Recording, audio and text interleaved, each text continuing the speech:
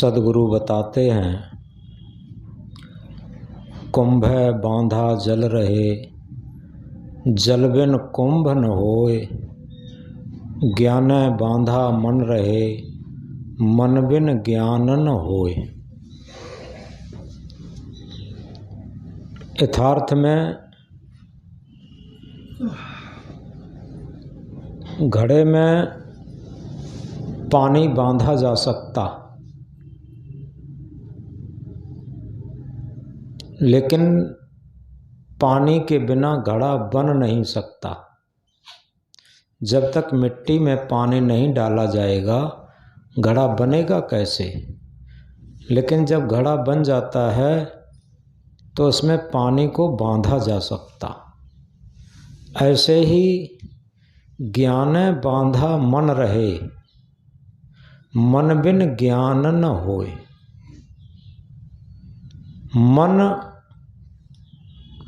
मन को बांधने के लिए ज्ञान की जरूरत है,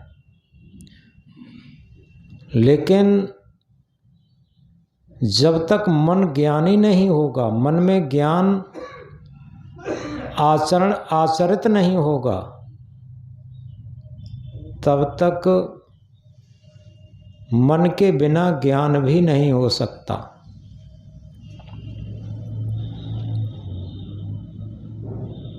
तो जिस प्रकार घड़े में पानी को बांधा जा सकता, इसी तरीके से ज्ञान के द्वारा ही मन को बांधा जा सकता।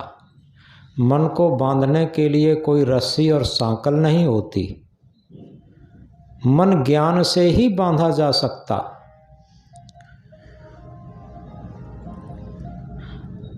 मन तब लग उड़े विषय वासना माय, ज्ञान बाज की झपट में जब लग आवे ना। मन वासनाओं में तभी तक भटकता है जब तक ज्ञान रूपी बाज की झपट में नहीं आया। इसका लाक्षणिक अर्थ है, जो सेल्फ नॉलेज है, जो आत्मज्ञान है, जो विवेक ज्ञान है, जो आत्मा में से स्वयं प्रस्फुटित ज्ञान है, वो आत्मज्ञान की अमृत धारा और जिसकी झपट में अगर मन आ जाता है, इसका अर्थ है कि वो आत्मज्ञान मन में प्रवेश कर जाता है, मन उसे धारण कर लेता है, तो मन एकाग्र हो जाता, मन पवित्र हो जाता, निर्मल हो जाता। तो मन को बांधने के लिए ज्ञान की जरूरत है। और ज्ञान पोथियों के ज्ञान की बात नहीं, यहाँ आत्मा में से स्वयं प्रस्फुटित ज्ञान, जिसे विवेक ज्ञान कहते, उस ज्ञान की जरूरत है। इसके संबंध में कभी कभी एक कहानी सुनाया करते हैं। एक आदमी था, उसके गुरु ने जिंद सिद्ध करने के लिए बता दिया। कुछ दिनों में बताए अनुसार चलने पर, अभ्यास करने से जिंद सिद्ध हो गया।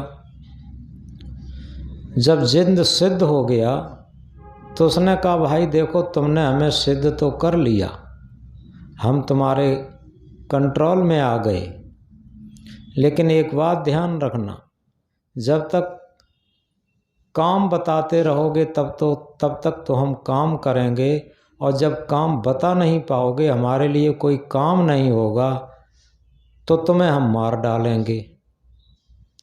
उसने सोचा, हमारे पास बहुत काम है, काफ़ी खेती है, काफ़ी फसलें हैं, ये कब तक ये काम निपटा ही नहीं पाएगा।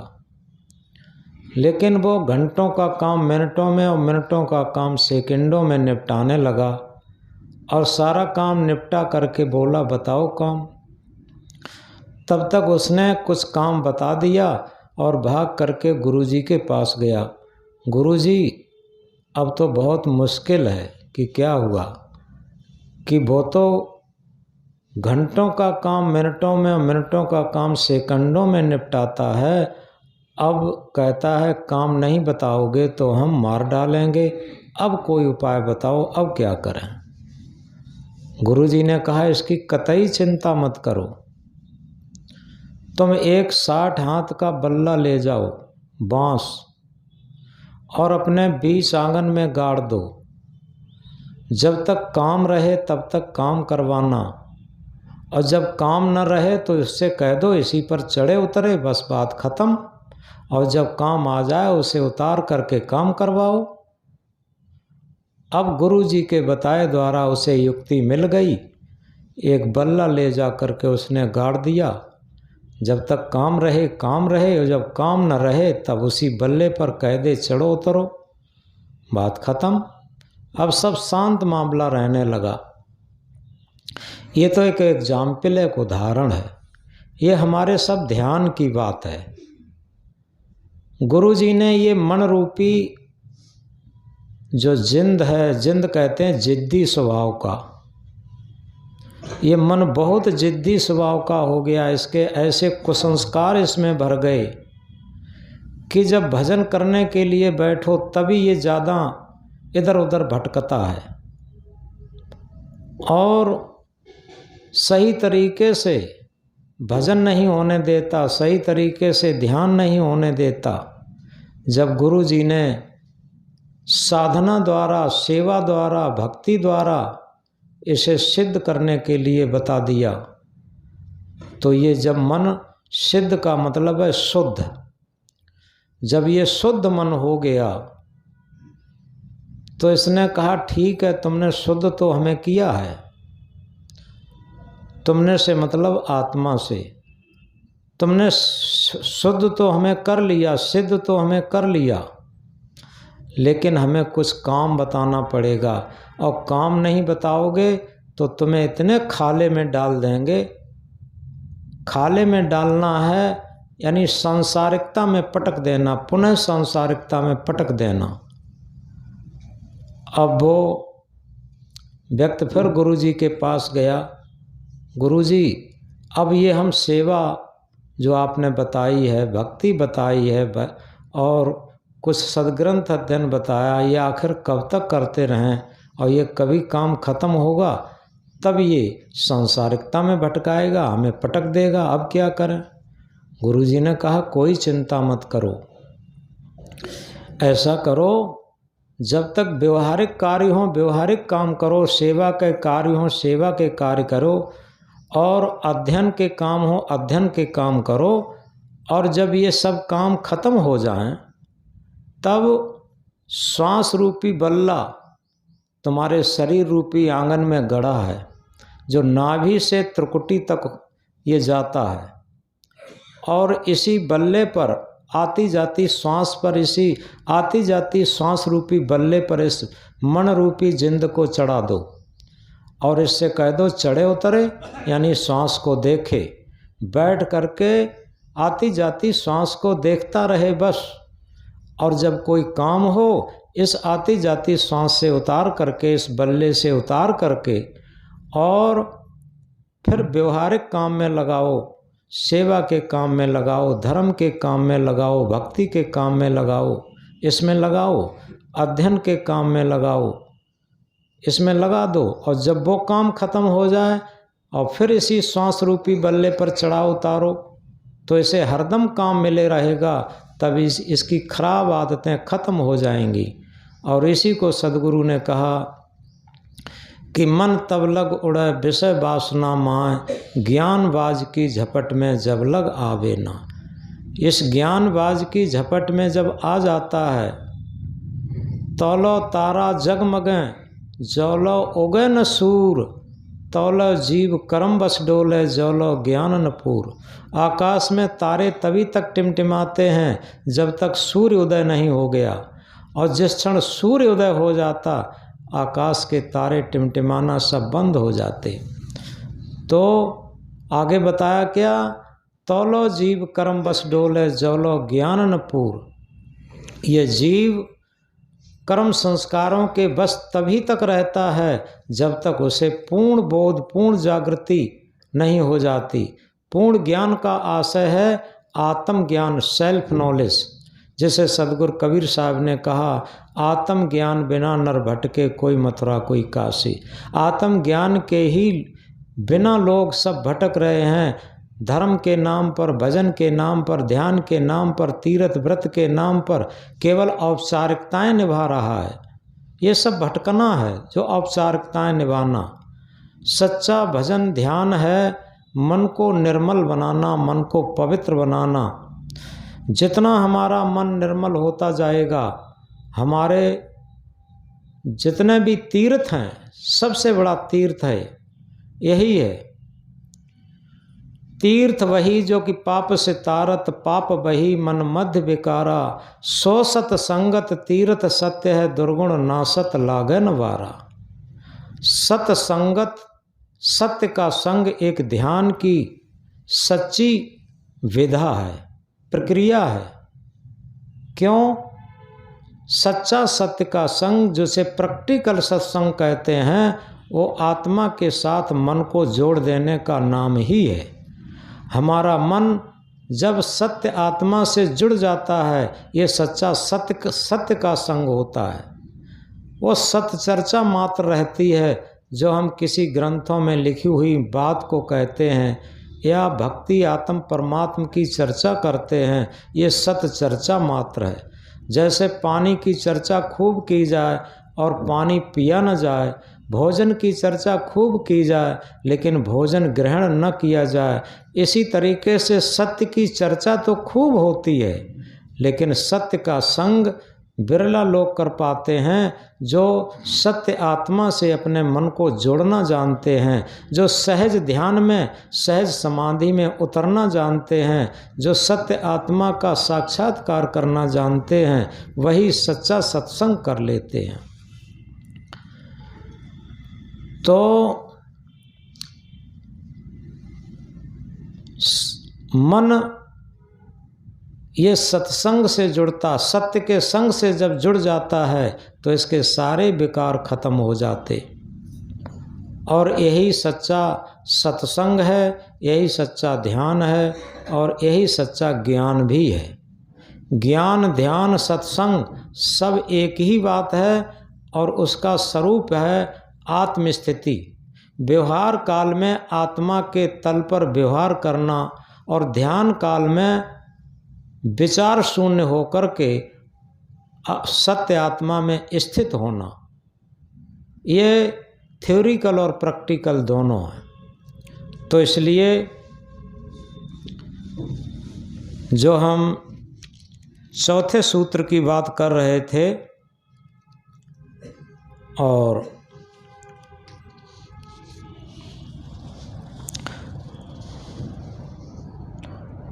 बता रहे थे स्थूल संवेदनाओं का स्थूल कारण। जैसे जिस दिन हमने मिर्च मसाला अधिक खा लिया तो जलन महसूस होगी, जो अग्नि तत्व की प्रधानता है। वासी या अधिक भोजन से भारीपन महसूस होगा, जो पृथ्वी तत्व की प्रधानता है। स्वल्प सुपाच्य भोजन से शरीर हल्का रहता, जो साधना के योग्य होता। वैसे आहार तो हम 10 इंद्रियों, चतुष्टय अंतःकरण एवं शरीर के हर अवयव से लेते हैं, जो बाहर के वातावरण के परमाणुओं पर आधारित होंगे। अनुभूतियों के स्तर पर इस सारे खेल को देखना है। क्रोध जागा तो अगला क्षण क्रोध का ही होगा, कामना जागी तो अगले क्षण कामना का ही साम्राज्य होगा। अगर मन द्वारा उन्हीं परमाणुओं को ग्रहण कर लिया तो कामना बढ़ती जाएगी। यदि विकारी संकल्पों में निर्विकारी श्वासों का स्पंदन चालू हो गया तो नया संस्कार नहीं बनेगा।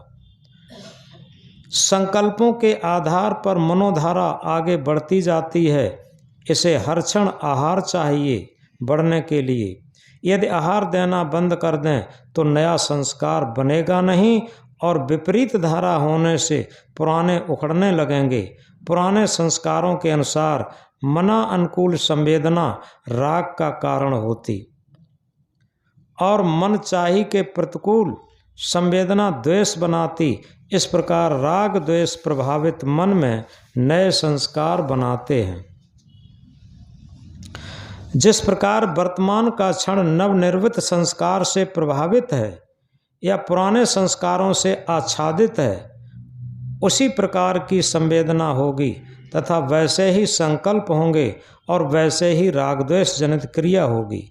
मन और शरीर का गहरा संबंध है। मन में क्रोध है तो शरीर जलता है, भय में पूरे शरीर में कंपन होता है। शरीर और मन में जो संस्कार चाहे 10 इंद्रियों के भोजन के कारण हो या वातावरण के कारण हो, अगर हम साक्षी भाव से देखना शुरू कर दें तो नए संस्कार नहीं बनेंगे। संबल न मिलने से पुराने छीण होने लगेंगे। पुराने संस्कारों की गांठ खुलना शुरू हो गई, जिनका अविद्या ही कारण था। सूक्ष्म सावधानी के द्वारा जिस संस्कार की संवेदना सुखद अनुकूल है तो मन में चाहिए का राग पैदा होगा, और जिस संस्कार की संवेदना दुखद प्रतिकूलता जान पड़ती, नहीं चाहिए का द्वेष पैदा होता। यही बात समझने की है। अनुकूल संकल्पों को भी दृष्टा भाव से देखें, प्रतिकूल संकल्पों को बिना खींच के दृष्टा भाव से देखें। अनुकूल संकल्प की गुदगुदी तथा प्रतिकूल की खींच जिस दिन न पैदा हो उस क्षण दिव्य होंगे। ऐसे दिव्य क्षणों में बंधन नहीं बनते तथा पुराने बंधन क्षीण हो जाते। ये बंधनदायी संस्कारों के खोलने की विधि है। ये काम हमको ही करना है। यहाँ बुद्धि विलास की बात नहीं है, रहनी गहनी की बात है। अनुकूल प्रतिकूल से राग द्वेष बनते हैं। जहाँ दृष्टा साक्षी भाव प्रबल हो जाता, वही प्रज्ञा आत्मज्ञान जागृत हो जाता। जहाँ दृष्टा साक्षी भाव विलुप्त रहता, वहीं राग द्वेष मिश्रित अज्ञान निर्मित होता है। इस प्रकार विवेक ज्ञान के साक्षित्व में सारे कार्य पूजा बन जाते तथा आत्मज्ञान की जागृति में मन निर्मल होकर तत्क्षण जीवन मुक्त हो जाते। राग द्वेष निर्माण की स्थिति संसार की बंधनदायी स्थिति है। इसके विपरीत साक्षी भाव दृष्टा भाव जागृत होते ही परम स्वतंत्र स्वावलंबी स्वाभाविक मुक्त अवस्था आ जाती। राग द्वेष और आलस्य मन में बेचैनी और संदेह पैदा करके दृष्टा भाव को ढीला कर देते हैं। आत्म जागृति दृष्टा भाव ही उस समता का जीवन बनाता है जहाँ कोई नए संस्कार का निर्माण नहीं, पुराना भी निर्माण विरोधी दृष्टा अक्रिया का साम्राज्य हमारे बंधनदायी आरोपित दुख स्वभाव को पलटकर परम समता के स्वाभाविक विशुद्ध भाव को जागृत कर देता है। सूर्य योग के द्वारा समता आकर के दृष्टा भाव जागृत होता, जो जीवन की परम सहजता है। वैराग्य वो नैराश्य के हों जोश अणु अणु में भरे, आसक्त जग की त्यागने में प्राण निज कर पे धरे। नई रेख सुख अध्यास की अंतःकरण में ना रही, दुख दृष्ट जिनकी पुष्ट है लक्षण समाधि का यही। तो इस तरीके से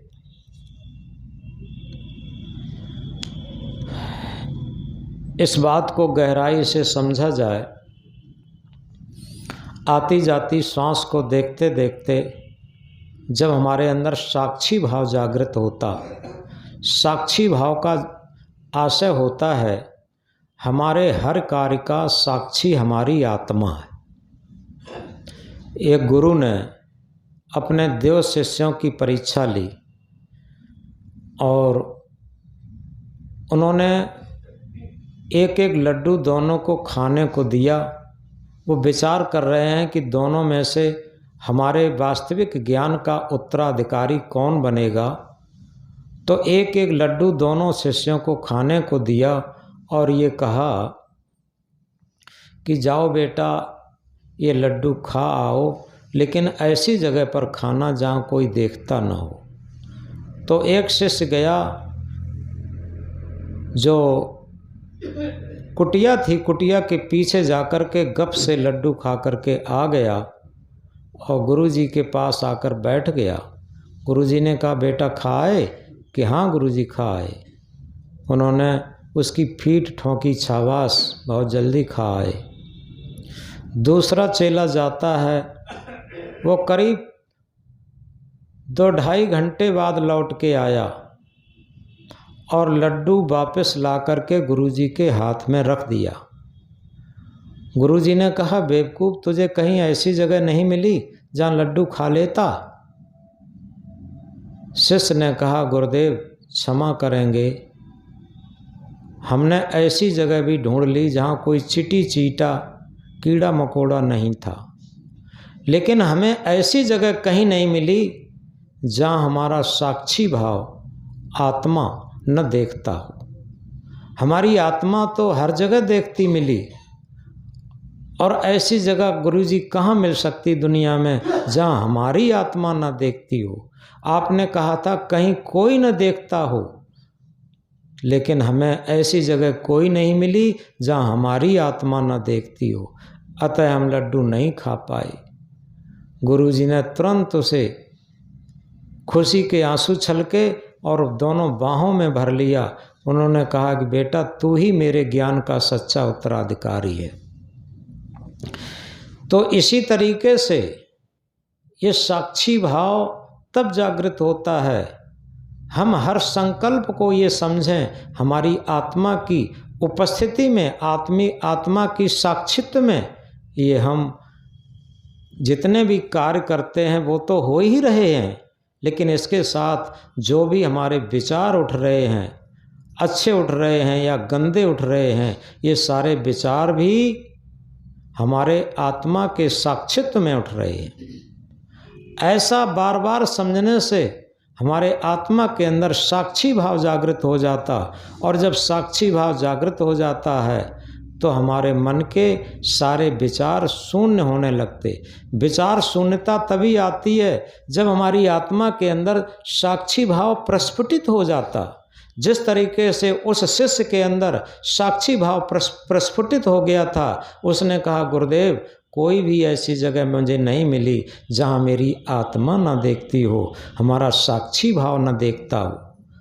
तो आत्मा का साक्षीपन हर जगह देखता है, हर विचार को देखता है। जब हर विचार को देखता है तो गंदे विचार कैसे होंगे, और जब गंदे विचार नहीं होंगे तो गंदे कार्य कैसे होंगे। और इसीलिए कहा उठता है विचार तो उठता है आदमी, उठता है विचार तो उठता है आदमी, और गिरता है विचार तो गिरता है आदमी। जितने हमारे विचार महान होंगे उतना ही हम महानता की तरफ चले जाएंगे, और जितने ही विचार हमारे पतित होंगे उतना ही हम पतन की तरफ चले जाएंगे। तो इस तरीके से हमारे अंदर जब साक्षी भाव जागृत हो जाता तो हमारे विचार, हमारे मन के अंदर विचार शून्यता आने लगती अपने आप।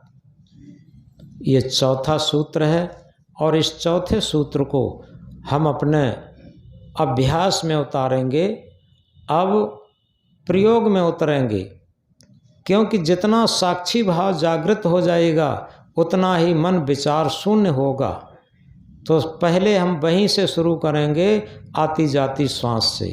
पहले हम गहरी गहरी सांसें भरेंगे, और गहरी गहरी सांसें भर करके जब हम सांसों को देखते हैं तो हमारा मन सांसों पर टिकता है। जितनी देर हमारी सांसों पर मन टिका रहेगा मन विचार शून्य होगा, और ऐसे विचार शून्य होते होते जब श्वास सम होगी और मन भी सम होगा, उसी क्षण हमारी आत्मा के अंदर साक्षी भाव जागृत हो जाएगा, और साक्षी भाव के जागृत होते ही विचार शून्यता मन में बढ़ने लगती, संकल्प शून्यता मन में बढ़ने लगती। तो इस तरीके से इस चौथे सूत्र को हम अच्छी तरीके से अभ्यास में उतारें, और पांचवा, छठवां और सातवां सूत्र ये एक से एक सूक्ष्म होते चले जाएंगे, और ये अच्छा अभ्यास करेंगे तभी आगे के सूत्र समझ में आएंगे। अब इसके लिए हम अभ्यास में उतरें। सभी लोग उसी तरीके से सहज आसन पर बैठ जाएं। सहज आसन पर बैठ करके रीढ़ को सीधा रख करके आँख को बंद करके